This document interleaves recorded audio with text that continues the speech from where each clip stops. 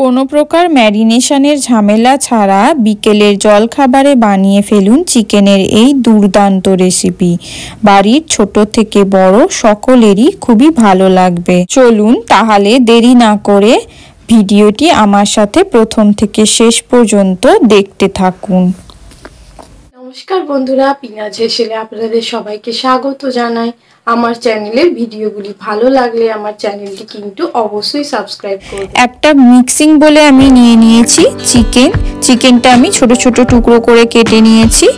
এখন এর মধ্যে আমি দিয়ে দিচ্ছি 3 চামচ পরিমাণ ময়দা, তারই সাথে দিয়ে দিচ্ছি 3 চামচ পরিমাণ কর্নফ্লাওয়ার। 1 পিস চিকেনের ব্রেস্ট নিয়ে আমি ছোট ছোট টুকরো করে এখানে ব্যবহার করেছি। আপনারা চাইলে হাড় সহ মাংসেরও এই রেসিপি বানাতে পারেন।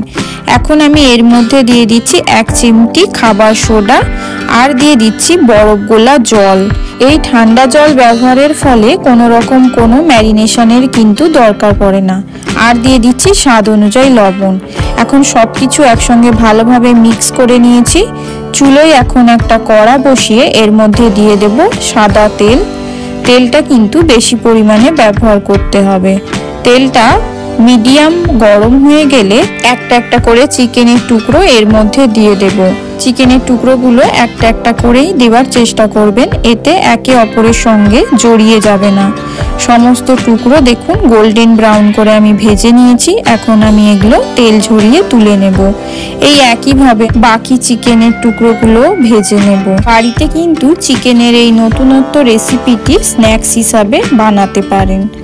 সমস্ত পকোড়া ভাজা হয়ে গেছে। এখন চুলোয় আরেকটা প্যান চাপিয়ে এর মধ্যে আমি দিয়ে দেব 1 চামচ পরিমাণ বাটারটা আমি ভালোভাবে গলিয়ে নেব।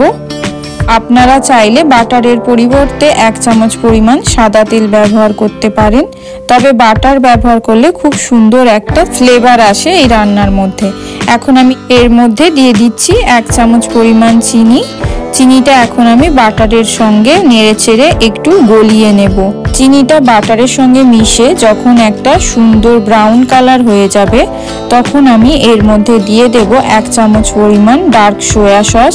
এখন সয়া সসটাও ভালোভাবে একবার চিনি বাটারের সঙ্গে মিশিয়ে এর মধ্যে ভেজে রাখা পকোড়াগুলো দিয়ে ভালোভাবে একবার নেড়েচেড়ে নেব।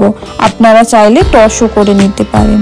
আর উপর থেকে দিয়ে দেব 1 চামচ পরিমাণ মধুটা দেওয়া হয়ে গেলে আরও একবার নেড়েচেড়ে ভালোভাবে মিক্স করে নেব। এখন আমি গ্যাসের ফ্লেম অফ করে একটা পাত্রে পরিবেশন করে নেব। পরিবেশন করে নিয়েছি। এখন আমি উপর থেকে অল্প একটু মধু ছড়িয়ে দেব আর অল্প একটু পেঁয়াজ কলি গার্নিশের জন্য উপর থেকে ছড়িয়ে দেব। তৈরি চিকেনের এই নতুনত্ব রেসিপি টক ঝাল মিষ্টি চিকেন পকোড়া। ভিডিওটি ভালো লাগলে আমার চ্যানেলটি কিন্তু অবশ্যই সাবস্ক্রাইব করবেন, তার সাথে লাইক কমেন্ট শেয়ার করবেন।